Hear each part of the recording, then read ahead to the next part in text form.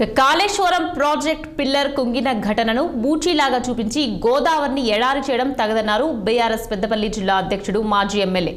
రైతులను నట్టేట ముంచొద్దని చందర్ సూచించారు. కాంగ్రెస్ పార్టీకి తగిన గుణపాఠం చెప్పే సమయం ఆసన్నమైందని తెలియజేశారు. గోదావరి కంటికి గోస అనే నినాదంతో కోరుగంటి చందర్ చేపట్టిన మహా పాదయాత్ర రెండో రోజుకు చేరుకుంది. పెద్దపల్లి సుల్తానాబాద్ మీదుగా పాదయాత్ర కొనసాగింది. జిల్లా కేంద్రంలో చందర్కు నేతలు కార్యకర్తలు ఘనస్వాగతం పలికారు.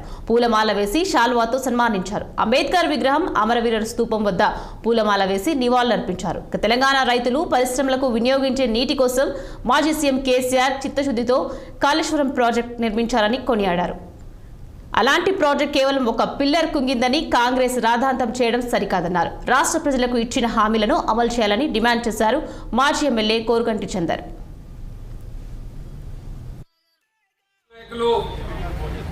తెలంగాణ తొలి ముఖ్యమంత్రి వర్యులు కేసీఆర్ గారు తెలంగాణ ప్రాంతంలో నీళ్లు లేకుండా ఎవరు ఇబ్బంది పడొద్దని, సాగునీటి కోసం, తాగునీటి కోసం, పరిశ్రమల కోసం నీళ్లకు ఎక్కడ ఇబ్బంది ఉండొద్దని మిషన్ కాకతీయ నుంచి మొదలుకొంటే కాళేశ్వరం ప్రాజెక్టు నిర్మాణం వరకు ప్రతి ఎకరానికి నీళ్ళందించేటువంటి విధంగా, ప్రతి ఇంటికి మిషన్ భగీరథ ద్వారా నీళ్ళందించేటువంటి విధంగా దశాబ్ది కాలంలో అభివృద్ధి పదంలో ఈ యొక్క తెలంగాణ ప్రాంతాన్ని భారతదేశంలో అగ్ర రాష్ట్రంగా తీర్చిదిద్దడం కోసం కృషి చేస్తున్నటువంటి క్రమంలో ఈ ప్రాంతంలో ఉన్నటువంటి ప్రజలందరూ కూడా సుఖ సంతోషాలతోని, పచ్చదనంతోని పంటలన్నీ కూడా విరిసిల్లుతున్నటువంటి సందర్భంలో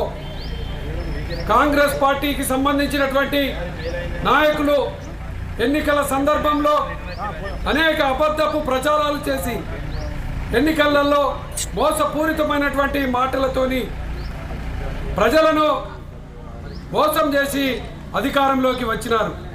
ఎన్నికల సమయంలో కాళేశ్వరం ప్రాజెక్టుకు సంబంధించి